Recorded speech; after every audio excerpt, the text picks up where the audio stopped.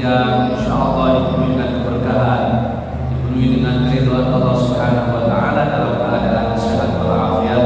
Semoga kehadiran kita di tempat yang mulia ini menambah kepada kita semua keberkahan hidup untuk kita dan keluarga kita, serta kehadiran kita di tempat yang mulia ini yang agak kurang sehat menjadi tambah sehat, yang gerges-gerges tambah sehat, yang sehat tambah sehat dan sempurna sehat. Amin.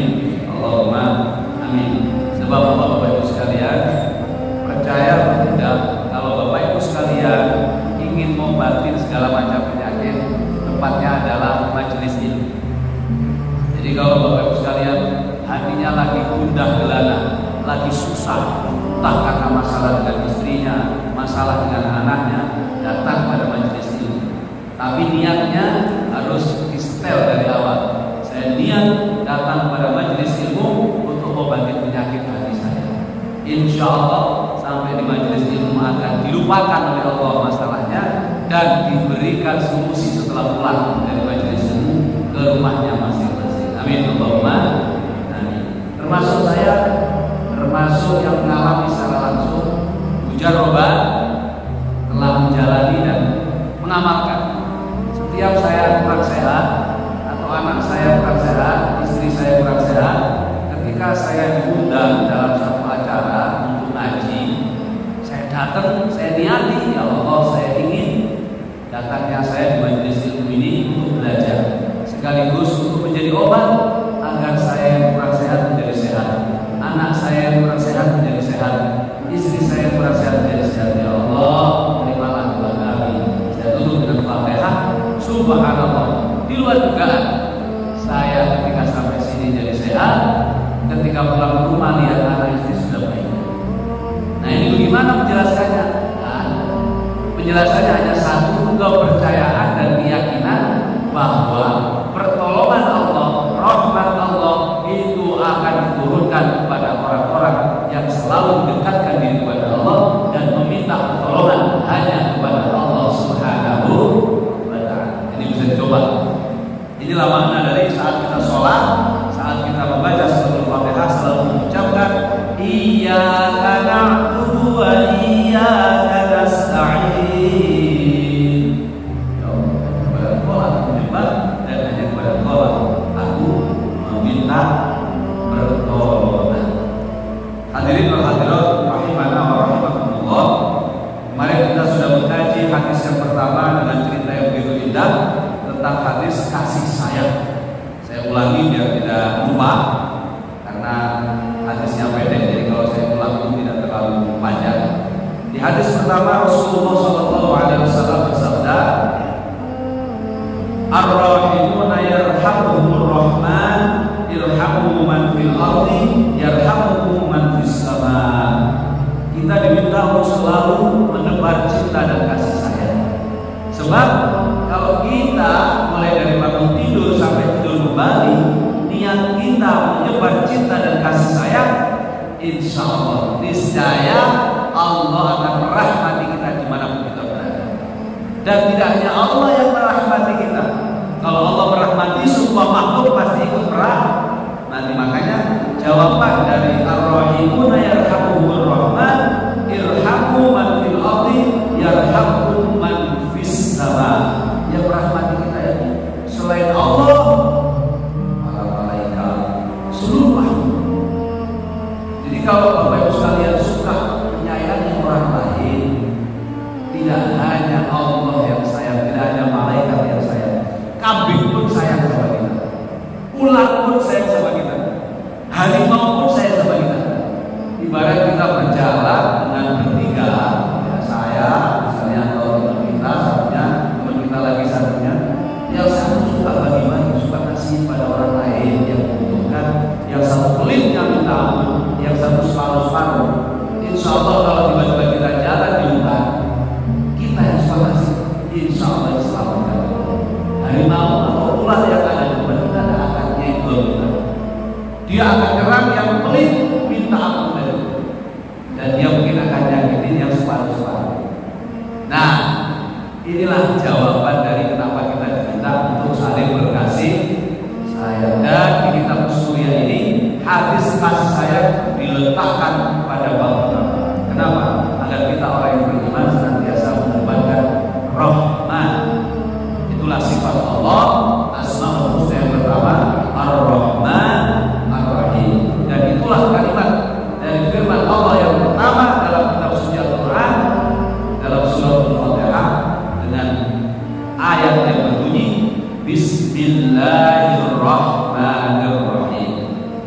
Jelas ya?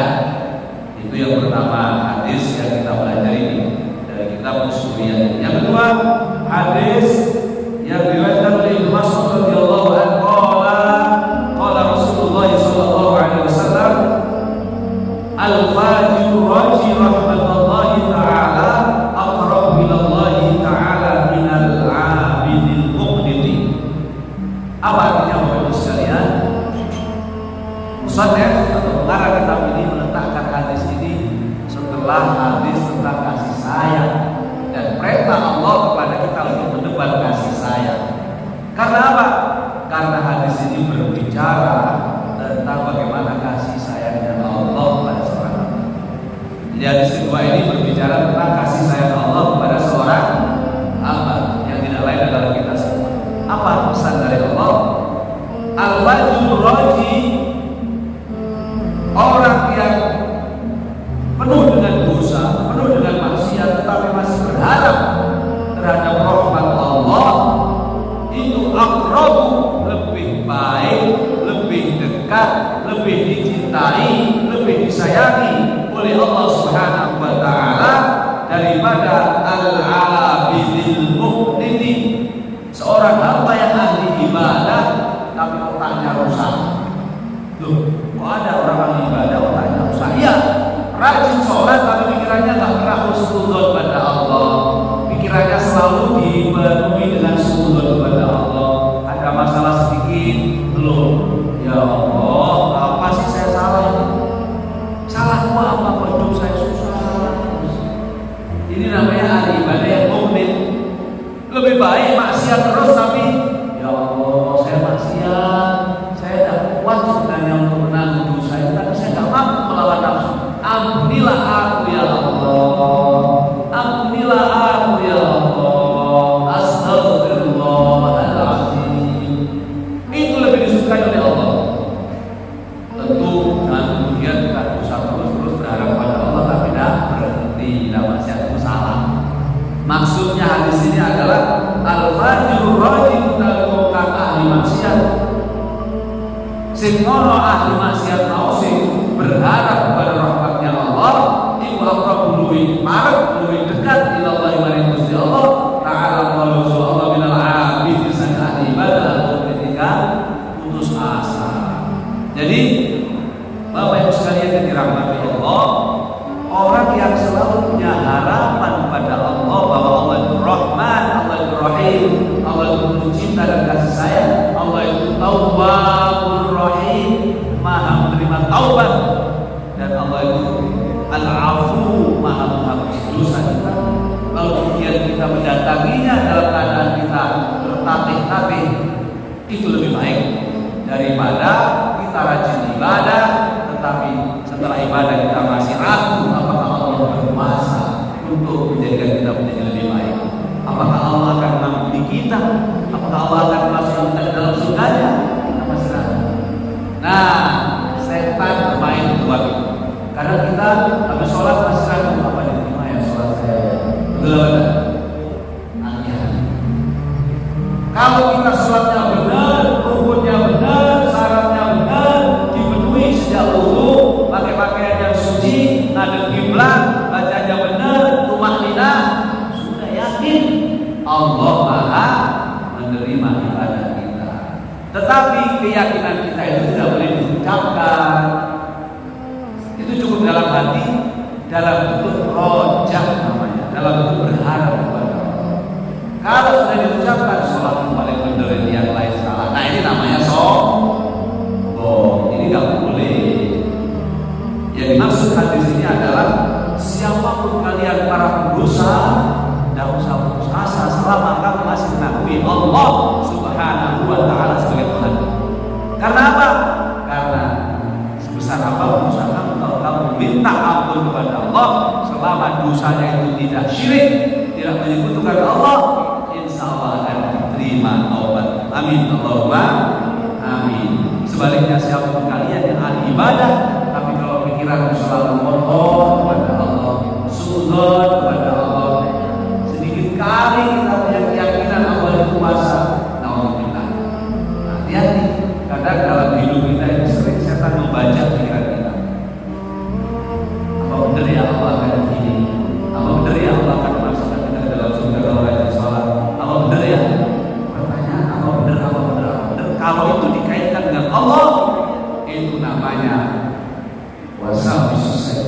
godaan jadi boleh ini tidak boleh. Pokoknya apapun yang terkait dengan Allah, yakin bahwa Allah itu Maha Kuasa. Ada yang bertanya, saya belum kenal sama Allah, belajar. Di mana belajarnya? Jadi masjid ini kalau ada taklim jangan kamu habis taklim selesai baru kasih makan bareng-bareng. Ya, sekarang setengah jam kita gunakan waktu untuk bersama-sama mengenal Allah. Dari mana kita mulai mengenal Allah? Dari sifat-sifat Allah. Bapak Ibu sekalian punya HP, ada YouTube, ada Google, tinggal dibaca. Setelah itu kalau nggak paham tanya kepada kiai, insya Allah selamat. Tapi kalau dia itu doang, nggak lihat sama kiai, nggak tanya sama kiai, kemungkinan tersesat besar. Kalau ngajinya hanya di YouTube atau di Google. Nah, apa sifat-sifat Allah itu? Ya sifat Asmaul Husna, ya Rahman, ya Rahim, ya Malik, ya Qudus, ya Salam. Itu semua sifat-sifat Allah yang artinya Allah itu Maha Pengasih, Maha Penyayang, Raja di Raja, yang Maha Suci, yang memberi keselamatan. Oh, berarti kalau kita minta keselamatan hanya kepada Allah pasti dikabul. Ya. Kalau kita minta kerajaan, minta kekuasaan hanya kepada Allah, tidak kepada dukun, pasti dikasih. Ya. Allah itu Maha Rahman, Allah itu Maha Rahim, Maha Pengasih, lagi Maha Penyayang. Iya, yakinlah dengan itu. Itu namanya Al-Fajur Raji Rahmatullahi Aqrab Bilallahi Ta'ala Minal Abidin Mu'min.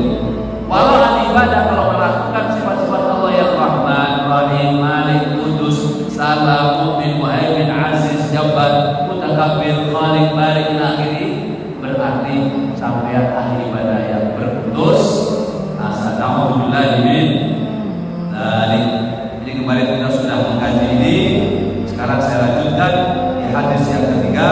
Al hadis salis utawi hadis kami telu an Anas bin Malik radhiyallahu taala anhu, dari sahabat Anas bin Malik radhiyallahu taala anhu. Qala dawuh Rasulullah sallallahu alaihi wasallam, dan Nabi Muhammad sallallahu alaihi wasallam bersabda, Inna Allah Ta'ala, sesungguhnya Allah Subhanahu wa Ta'ala, iku yang dulu ningali, melihat ila wajhi syaihi, kepada wajahnya orang yang sudah tua, sobahan di waktu pagi, wa masaan di waktu sore, wa yaqulu, dan Allah berfirman, ya abdi, wahai hambaku, qad kabura sinnuka, sungguh telah tua, orang kecilka, kulit-kulitku sudah keriput, wadaqqa 'azmuka, balu-balu sudah meretak, wa qaraba ajaluka, ajalmu sudah dekat, sudah layak bakal mati, wa hana quluka, telah datang waktu kamu menghadapku, ilayya, kepada saya Allah di sini di hadis qudsi. Fastahi, maka orang tua yang sudah kulitnya keriput, balunya meretak dan seterusnya, malulah engkau kepadaku, kata Allah. Fastahi minni, malulah engkau kepadaku, fa ana astahi min syaibatika, maka aku akan malu karena rambutnya sudah memutih tadi, al-ghadibata fin nari, untuk menghadapmu, memasukkan dalam neraka. Subhanallah. Ini hadis qudsi. Hadis qudsi itu adalah hadis yang redaksinya dari Rasulullah, tapi semua pesannya dari Allah. Kalau Quran semuanya dari Allah. Kalau hadis yang biasa dia qudsi, Rasulullah diberi ilham, pesannya dari Allah, redaksinya dari Allah. Pesannya dari Allah, redaksinya, strukturnya Rasulullah yang memiliki. Nah, itu hadis yang biasa. Kemudian ada hadis mutawatir, ada hadis ahad, ada yang ahad dua, ada yang sahih, ada yang hasan, ada yang dhaif. Nanti kajian tersebut. Intinya ini hadis qudsi, hadis yang Allah sendiri ngabarin kepada kita. Apa yang didapatkan kepada kita dari hadisnya sahabat Anas bin Malik? Allah berfirman, kata Rasulullah SAW. Firman-Nya Allah berbunyi, sesungguhnya Allah Subhanahu wa Ta'ala selalu melihat kepada wajah orang-orang yang sudah tua. Ayo, yang sudah merasa tua. Tua itu berapa ukurannya? 40 ke atas. Saya 42 sudah tua. Bapak berapa? 50 60 ada tambah tua, apalagi yang 70, yang 80, yang 90. Allah melihat wajah orang-orang yang sudah tua itu sobahan wa masa, setiap pagi dan sore. Coba rasa tak Bapak Ibu sekalian? Ngerasa tak kalau setiap hari pagi dan sore wajah Bapak Ibu sekalian dipandang oleh Allah Subhanahu wa ta'ala. Nah, kalau belum nyadar, belum merasa, mulai detik ini harus merasa, karena sudah tahu informasinya dari hadis qudsi, dari hadis Rasulullah sallallahu alaihi wasallam. Apa yang Allah katakan ketika memandang wajah kita? Wa yaqulu, dan Allah berfirman, ya abdi, wahai hambaku, qad kabur sinnuka, umurmu sudah tua. Di wajah kita ini tiap pagi dan sore dilihat oleh Allah sambil Allah berfirman, wajahmu sudah tua. Bukti kalau kita dilihat oleh Allah itu apa? Setiap pagi Bapak saya pasti lihat kaca. Betul enggak? Pasti lihat kaca. Baru bangun, tak mau sholat subuh atau mau berangkat kantor, pasti lihat kaca. Dan saat lihat kaca itulah Bapak akan lihat sudah tua saya. Hati yang mengatakan sudah tua saya itu adalah terbesar pengaruh dari firman Allah, wahai hamba, kamu sudah tua, kamu rasulullah. Hanya orang-orang yang sudah mengenal Allah yang terasa betul. Ketika dia melihat kaca, dia istighfar, ya Allah, sudah tua, sebentar lagi saya mati. Itu pasti ingat saya. Nah, yang belum kenal Allah, pas habis lihat kaca, oh masih ganteng saya. Ini ada yang putih, besok saya vitamin, saya sembil. Nah, nyadar-nyadar, padahal putih itu mahkota. Rambut putih alias uban itu adalah pengingat kita bahwa kita sudah tua. Coba Bapak Ibu sekalian, ketika umur 15, 16, 17 tak ada rambut putih. Tapi sekarang bahkan yang 30 tahun, 35 sudah pada putih, 40 tahun ada yang putih pun, sebelum 60 tahun sudah pada putih. Itu artinya apa? Sesuai dengan hadis. Tiap pagi dan tiap sore Allah selalu mengingatkan kepada kita. Begitu juga Bapak habis pulang dari kantor, habis mandi seger, apa yang dilakukan? Yang dilakukan pasti berkaca. Kenapa berkaca? Lagi-lagi Bapak diingetin, oh sudah tua. Tapi berapa banyak yang sadar ini? Tidak banyak. Insya Allah semua jemaah sudah sadar. Amin. Setelah pertanyaan pertama, umurku sudah tua, wahai hambaku, apa pertanyaan kedua dari Allah? Pertanyaan kedua adalah wadabqa 'audhu. Ayat kedua sebelum wadabqa 'audhu, waraqqa jildu. Raqqa jildu itu artinya adalah kulit sudah tua. Kalau kedua ya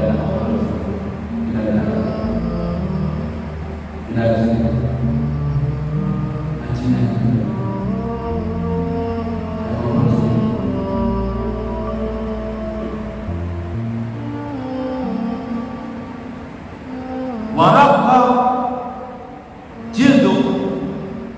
Raqqa itu keriput artinya, jildu itu kulit.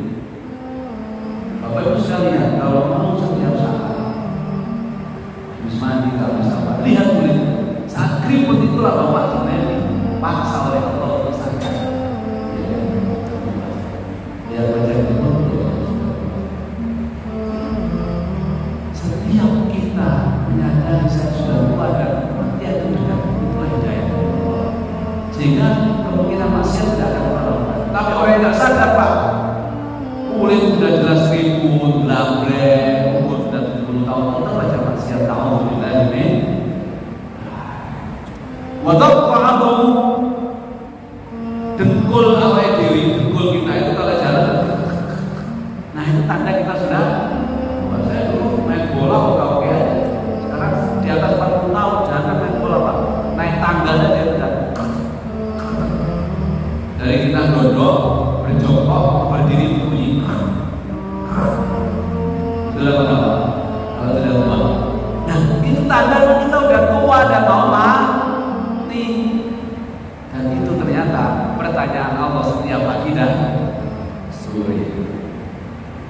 menegaskan waqtaraba ajal.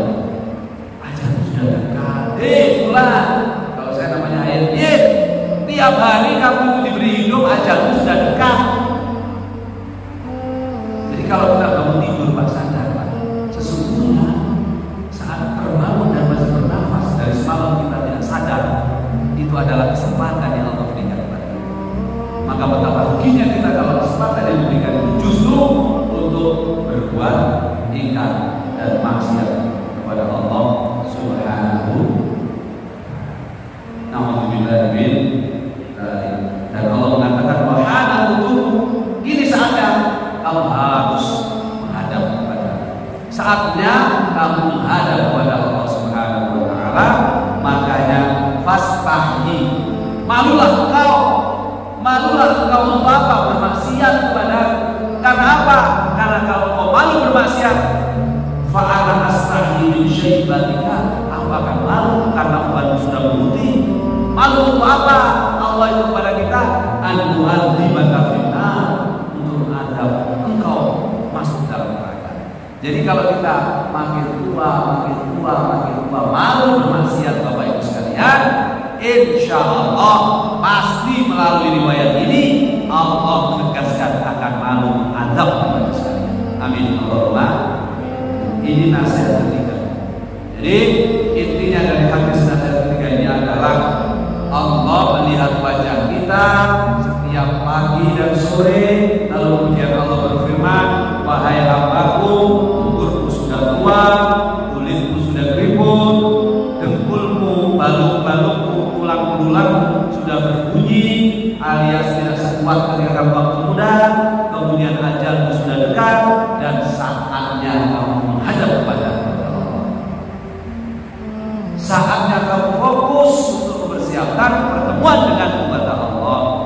Maka kalau kamu menjalankan itu semua, sadar bahwa masa tuamu sudah dekat dan ajalmu akan segera tiba, lalu kamu kemudian malu bermaksiat kepada Allah, semakin semangat beribadah kepada Allah, insya Allah Allah akan malu menghadap kita, menghadap kalian semua kata Allah, untuk disiksa, dimasukkan ke dalam api neraka. Semoga kita tergolong apa yang demikian. Amin Allahumma amin. Diriwayatkan bahwa Ali radhiyallahu ta'ala kana yadhabu ila jama'ati salatil fajr musarri'an fala qasyaban fi tariq yamshi wa dalahu 'ala sakinati wal wara fi sulul tariq wa mamarra Ali radhiyallahu anhu takriman wa ta'ziman li shaybatihi hatta hana waqtul syamsi falamma kana syay'an ila al-masjid wa lam yadkhul al-masjid fa'alima Ali radhiyallahu ta'ala anhu annahu kana min nasara وجد رسول الله صلى الله عليه وسلم في ركوع فطول الركوع مقدار ركوعين حتى أمره علي رضي الله تعالى عنه فلما فرغ من صلاته قال يا رسول الله لما طولت الركوع في هذه الصلاة ما كنت تفعل مثل هذا؟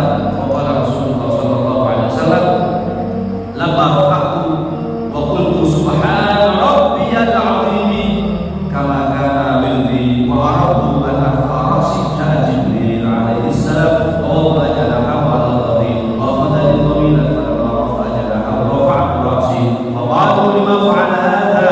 فقال ما سألته عن ذلك فأخذ جبريل عليه السلام وقال يا محمد إن عليا كان يستعجل بالجماعة فلقى شيخا نصرانيا في الطريق ولم يعلم علي أنه نصراني وأكرمه لأجل شيبته وما تقدم عنه وحفظ حقه فأمرني الله تعالى أن أخذك في الركوع حتى يدرك على علي صلاة الفجر وهذا ليس بعجب وعجب العجاب إن الله تعالى أمر ميكائيل عليه السلام أن يأخذ الشمس بجناحه حتى لا تطلع الشمس طويلا لأجل علي رضي الله تعالى عنه وقال هذه الدرجة بحرمة الشيخ الفاري مع أنه كان نصرانيا.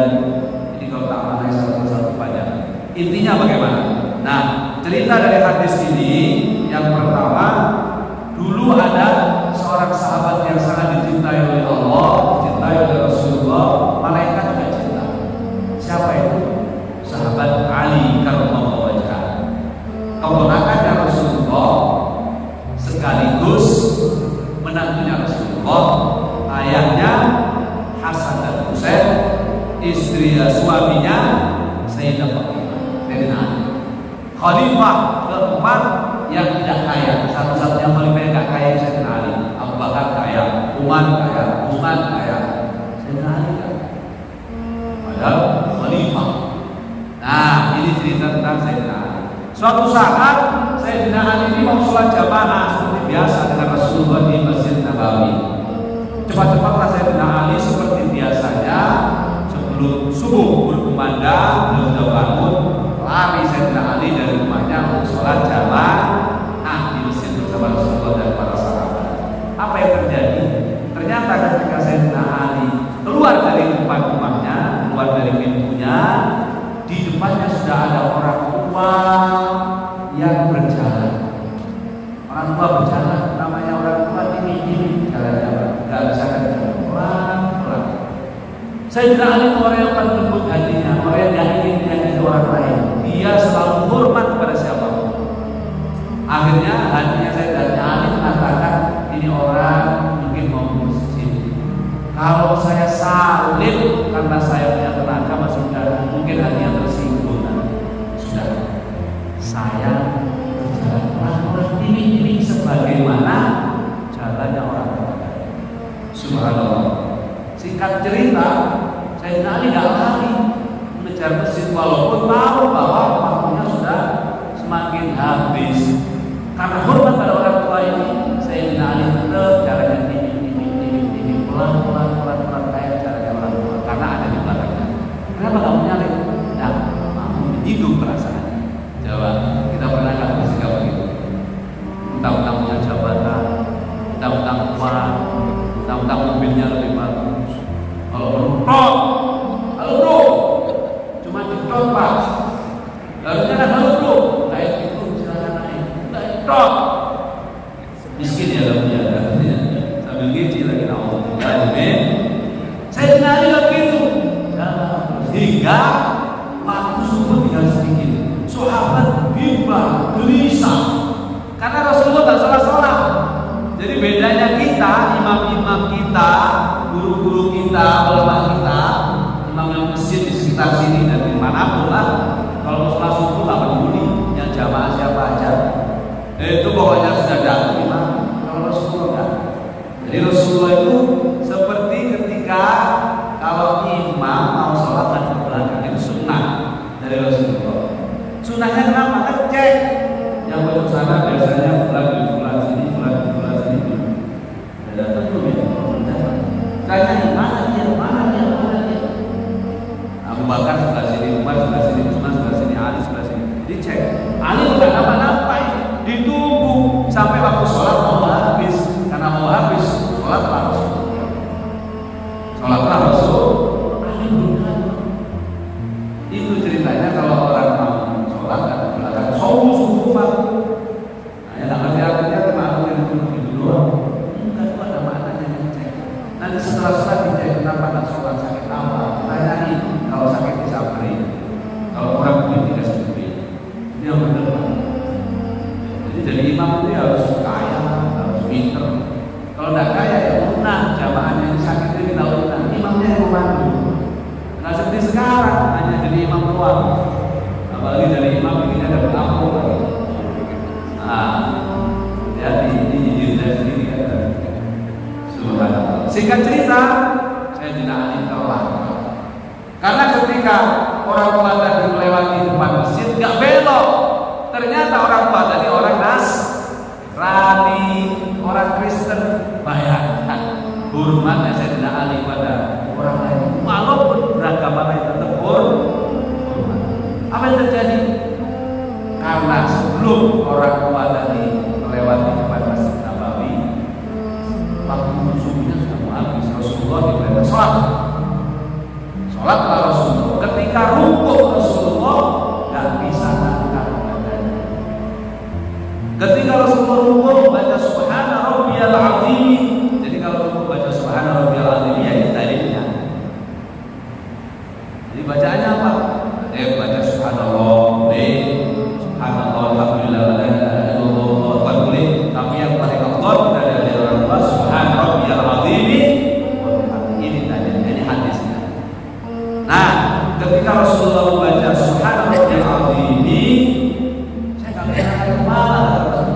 Kenapa? Datang Jibril. Jibril bilang, Ali kebetulan lagi mau sholat jamaah, tapi karena hormat pada orang tua dia nggak mau nyalin, tunggu biar Ali dapat sholat jamaah. Hebatnya Sayyidina Ali bisa mendatangkan malaikat Jibril untuk tahan sholatnya Rasulullah. Apakah cukup? Enggak. Harusnya kalau matahari itu berjalan tertib, dia udah keluar, Pak. Tapi karena menghargai penghormatan Ali kepada orang tua tadi, Allah memerintahkan malaikat Mikail untuk tahan matahari jangan keluar. Biarkan Ali bisa sholat jamaah sama Rasulullah sampai selesai baru kembali matahari. Jadi kalau ada cerita siapa yang bisa menahan matahari, ada dua orang. Ya, pertama Nabi Ilyasa, makamnya ada di Jordan, saya pernah ziarah ke sana. Dulu ketika perang sama Bani Israel, ada perjanjian kalau sampai matahari tenggelam sebelum peperangan itu selesai, maka orang-orang beriman tahan sama Nabi Ilyasa, minta aduh jangan keluar. Padahal sudah maghrib ditahan. Yang perang di lapangan nanya nggak maghrib, karena orang Bani Israel orang yang yakin kalau sampai matahari tenggelam menang. Informasi langitnya gitu. Tapi orang beriman Nabi Ilyasa doa sama tahan, jangan sampai tenggelam, jadi stop. Nah, Bapak Ibu sekarang bisa dengan matahari. Masya Allah, kalau matahari yang itu bisa kita tahan. Ini matahari beneran. Yang kedua Sayyidina Ali, matahari mau terbit ditahan. Kalau yang Nabi Ilyasa, matahari mau tenggelam ditahan. Memang ulamanya umatnya Rasulullah sekelas nabinya Bani Israel. Maka enaknya kita menjadi umat Rasul. Maka mumpung bulan Maulid, ayo semangat kita untuk mencintai Rasul, membaca sejarah Rasul, meneladani Rasul. Salah satunya mungkin tanggal 12 kita datang bareng-bareng keluarga masjid, kita bawa apa yang kita miliki, kita sedekahkan untuk apa? Cinta kita kepada Rasulullah. Kita wujudkan dalam hati. Jadi jangan bid'ah, syirik, bid'ah ada Rasulullah. Ya iyalah. Rasulullah kalau berbicara sesuatu nanti itu kita punya wajib, karena setiap perilaku Rasulullah itu menjadi dasar Nah, orang kalau mengerti agama begitu berat nanti kalau semua yang kita kerjakan harus sesuai dengan yang dipraktekkan Rasulullah. Semua menjadi wajib. Maka Rasulullah yang pokok-pokok harus zakat, puasa, haji, buat baik, nggak boleh zina, nggak boleh minum, ya. Tapi yang lain dibuka sama Rasulullah. Ya, termasuk membaca puji-pujian boleh. Itu ada dalam hadis tahlil katanya. Hadis tahlil. Rasulullah tidak mengerjakan, tidak melakukan, tapi mengiyakan, membolehkan. Itu boleh. Nah, inilah dasar kita kumpul membaca ya Nabi salam alaika ya Rasul salam alaika ya Habib salam alaika salawatullah alaika. Semuanya seru. Habis selesai makan bareng, alhamdulillah. Itu sunnah. Kalau dia bilang bid'ah, suruh saya ngaji lagi. Sunnah. Ikut dah. Tidak usah ragu. Mbah kita dulu gitu ikut. Mbah kita dulu belajar sama mbahnya, mbahnya belajar sama mbahnya, mbahnya belajar sama wali Nah, itu intinya Bapak Ibu sekalian. Jadi singkat cerita sholat subuh tadi yang awalnya harusnya saya tidak Ali ketinggalan, tetap dapat dihargai oleh Allah karena Sayyidina Ali menghormati orang tua walaupun orang Nasrani. Disebutkan di sini wa qala hadhihi darajatu bi hurmati syaikhil fani ma'annahu kana nasraniyan. Penghormatan bisa tahan matahari diberikan oleh Allah kepada Sayyidina Ali karena dia mau menghormati hamba Allah walaupun dia orang Nasrani. Nah, ini pelajaran penting tentang toleransi. Bapak sekalian yang ngaji sama saya tidak boleh tentang Islam RPDW. Kita nggak tahu mereka yang Nasrani matinya Nasrani atau dapat hidayah. Betul apa tidak? Sebaliknya kita nggak boleh sombong yang sekarang Muslim. Mati kita nanti tetap Muslim atau jangan-jangan kita nauzubillah ya. Makanya ayo ayo tetap hormat. Selama kita masih manusia, hormati dia sebagai manusia. Itu kata Sayyidina Ali. Kalau kau berbeda keyakinan, berbeda keagamaan antara kamu dengan tetangga, maka tetaplah kau bersaudara, karena tetangga dan kamu tetaplah dia manusia. Kau adalah saudara dalam kemanusiaan. Keren banget. Ya sudah, urusan agama laku dihukum wadihan. Tapi urusan sosial, bodoh-bodoh bermusone, bodoh-bodoh makan segone, bodoh-bodoh kerja boleh duit, sudah damailah kita itu. Insya Allah kita akan mudah diadu bahkan mudah dipecah belah, sehingga NKRI akan terus berjaya dan insya Allah keberkahan akan menyertai kita semua. Amin. Allahumma amin. Mungkin itu yang bisa saya sampaikan. Ya, kalau kesempatan Bapak istirahat, yang mau tidur masih cukup 15 menit. Ya, yang mau makan cukup. Jadi kalau makan sama tidur juga masih cukup. Merokok juga masih bisa digabalkan. Jadi cukup. Besok kita ketemu di hadis yang keempat yang membicarakan tentang bagaimana pentingnya kita belajar. Mulai belajar satu ilmu seperti hari ini Bapak mau bertahan sama saya, itu pahalanya Masya Allah lebih baik daripada dunia seisinya. Nah masalahnya gak banyak yang ngerti Pak, kabur duluan padahal sana rokok main HP. Nah ada sekitar setengah jam, insya Allah dapat dunia seisinya. Kapan dapatnya? Nanti kalau udah mati. Kalau tanya kapan saya cuma mingguan. Nah kalau yakin sudah ikut saya ngaji waktu dan tidak ada taklim untuk pengajian. Demikian, terima kasih, mohon maaf atas segala kekurangan. Wa'alaikum warahmatullahi wabarakatuh. Kita baca Fatihah, doa terbaik kita untuk orang tua kita yang masih hidup maupun yang sudah meninggal. Insya Allah bahagia mereka dengan doa-doa kita, dan kita doakan istri kita, anak-anak kita, teman kita, sahabat kita, pimpinan kita, Pak Menteri, para direktur, para dirjen, teman-teman kita, sahabat kita doain. Ya, yang mungkin marah sama pimpinannya, doain bukannya dibuka. Kalau cuma marah terus, nanti jadinya sampean cepat mati. Karena dia dimarahin gak kerasa. Ya, mending kita doain dan yang dibuka dia baik sama kita. Akhirnya aman lah. Pokoknya setelah ngaji sama saya tidak ada keburukan yang kita sebar, adanya kebaikan. Insya Allah kalau kebaikan yang kita sebar, yang daripada kita kebaikan. Betul apa tidak? Tapi kalau Bapak Ibu sekalian menyebar keburukan, Pak, kalau Bapak saya coba itu turun biskuit, ya kan dilempar sandal. Nah itulah perumpamaan kalau keburukan yang kita lempar, keburukan kembali kepada kita. Tapi kalau kebaikan yang kita lempar, orang yang musuh kita sekalipun, bahwa itu suatu Pak.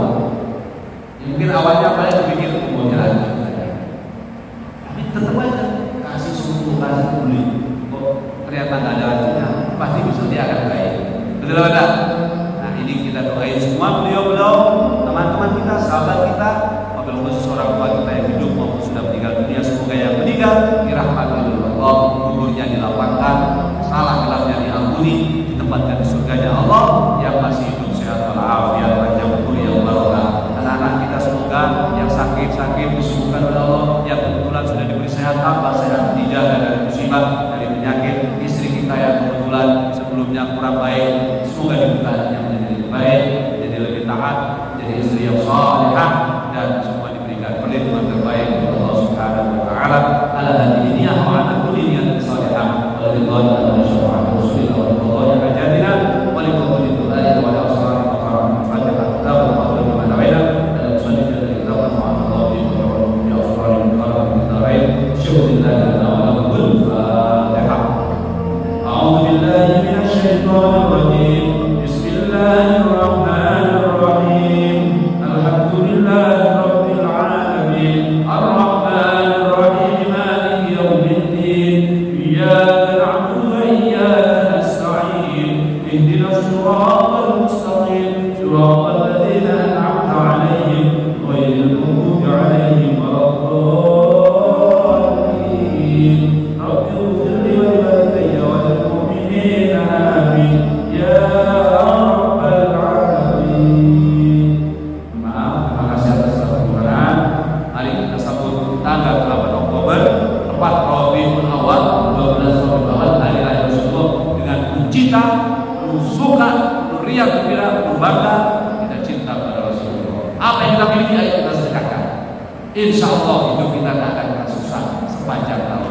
Allahumma amin. Walhamdulillah.